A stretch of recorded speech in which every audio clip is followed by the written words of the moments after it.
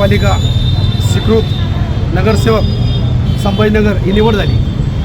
कालपर्यंत सकाळपर्यंत माझं नाव होतं शिवसेना शिंदे गटाकडनं, परंतु आज सकाळी राजू जंजाळ हा जातीवादी माणसाने माझं हे स्वीकृत मेंबर कट करून नाव ते काढायला दिलं।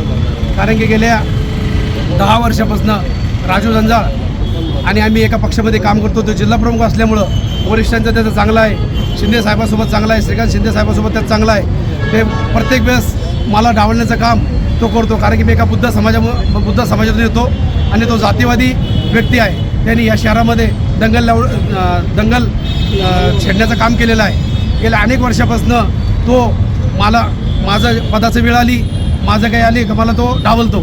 त्यांनी आज पण तेच केलेलं आहे। कारण की 8-10 दिवसापूर्वी एकनाथजी शिंदे साहेबाकडं मी गेलो असता त्यांनी मला जवळ घेतलं। मी त्यांना माझी पूर्ण फाईल दाखवली, माझा बायोडाटा दाखवला का मी 2 वेळेस माननीय संजूभाऊ सिरसाट यांना निवडून आणलं विधानसभेमध्ये, माझा सिंहाचा वाटा होता।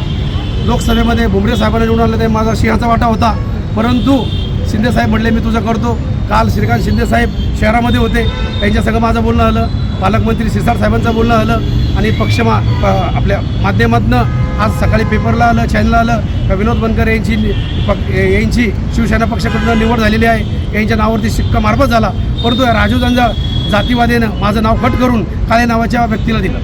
तुम्ही आंदोलन करणार, याची पुढची दिशा काय असणार, तुम्ही काळं फासणार म्हटलं आहे?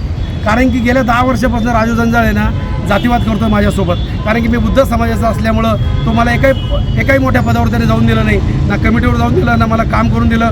संजय सिरसाटला सांगायचा तो दाबायचा, याला पद यायचं नाही, भुमरे साहेबांना सांगतो, शिंदे साहेबांना सांगतो, कारण की ते काय आपसी वाद असतात पक्षातले, त्यांनी ते आज उफळून काढले आणि जाणून बुजून एका जैन समाजाच्या माणसाला, एका बुद्ध समाजाच्या माणसाचं त्यांनी लाईफ खराब केलं।